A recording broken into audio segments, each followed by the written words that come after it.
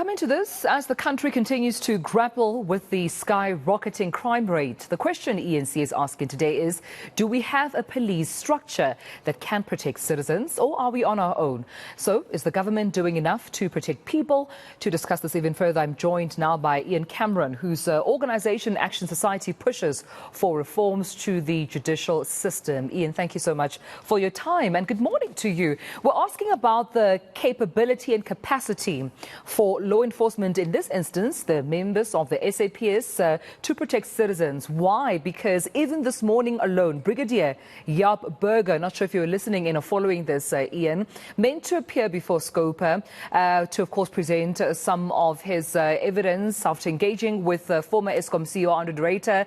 He cites the reasons for not appearing this morning as due to his lack of comfortability, to his own safety. So once again, personal safety coming into question in this country. Yeah, absolutely. Look, I think it's an absolute nightmare to be a witness to anything that you have to give testimony to in South Africa. The criminal justice system has completely collapsed in many cases, and I don't blame victims, whether law enforcement and even worse, I think people of, members of the public are at even more danger when it comes to these matters. Just over a week ago, we saw how a witness was shot dead at point blank range just outside the Wynberg court in Cape Town in the middle of the day. With regards to having to testify in court.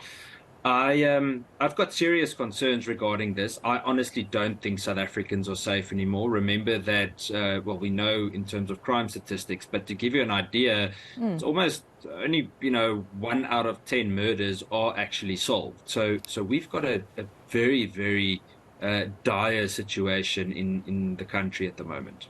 Ian, where lies the problem? Where lies the problem? Because if ordinary South Africans, as you say, are no longer safe, and now we're hearing law enforcement, agents themselves clearly not safe. And it's not just Brigadier Jaap Burger. We can talk about the late Charles Kinnear. We can now talk about the late Jackson Mkhawulesi, who was working extensively in the Thabo Bester case. Now allegations of a suicide possible this after, working quite sensitively and closely as the provincial head of the organised crime unit in South Africa. Where lies the root problem?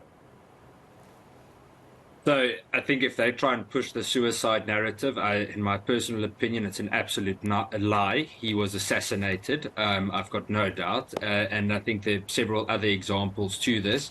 If you speak or if there's any form of truth to power, your life is in danger in this country. In my opinion, the problem is two, maybe three-pronged. I think firstly, we've got incredibly incompetent leaders like Bheki Cele, Ronald Lamola and co. that are seen as the political heads of these institutions. I think leadership is very much broken. We've got a political leader like Bheki Cele that is parading around like a national commissioner and has severely confused the role of the commissioner and a minister. We see a national commissioner that's mostly silent and actually appears to be a lapdog of the minister instead of taking control, operational control of the police. We've got a severely lacking detective service in South Africa, and we don't have proper crime intelligence units in South Africa anymore, not even mentioning specialized units. So the good cops out there that are working very, very hard to get something done are really left out to hang and dry.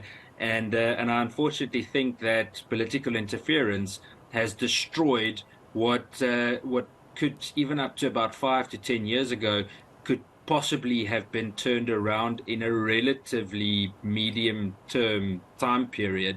But unfortunately, I think they've broken it to the point where it's going to take decades to try and restore something.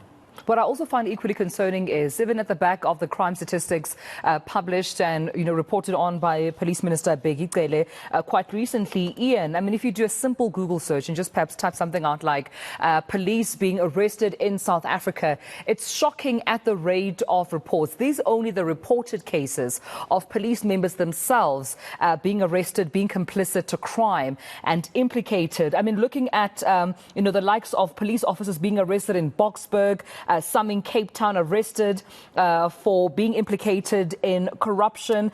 Police officers being arrested for being drunk drivers, drunk cops being nabbed after knocking down a particular biker. Also some being arrested for even, taking bribery. So if our police members themselves are also complicit to crime, who else do we turn to?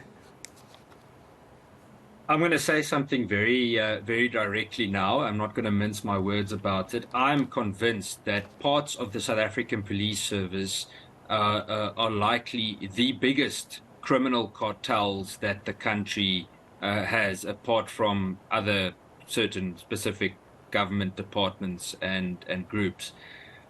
Between 2013 and 2021, I want to read this to you. A total of 10,000 SAPS members were charged with serious criminal offences. These include murder, rape, assault, etc. Now, out of the 10,000 that were charged, only 50 of them were suspended.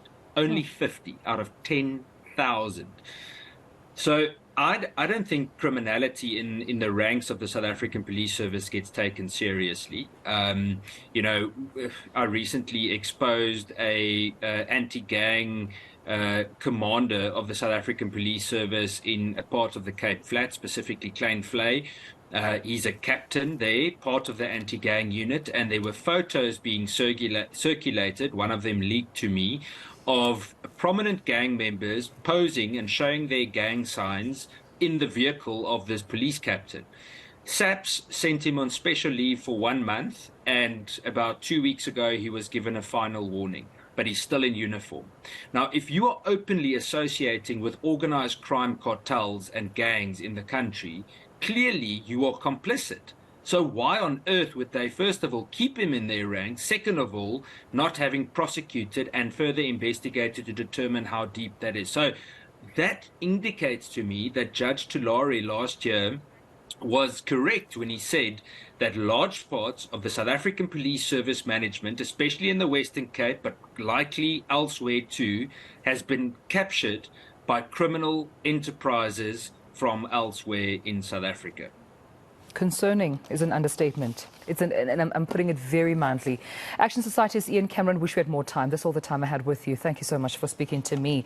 That not inspiring confidence at all. Speaking of personal security in the country. Also going back to allegations of some members of the SAPS and law enforcement being in the pockets of some of these gangs in South Africa. That begs the question then, will we ever be safe? Can we entrust the SAPS to do what is mandated to do, which is to protect and serve South Africa? Not inspiring confidence at all.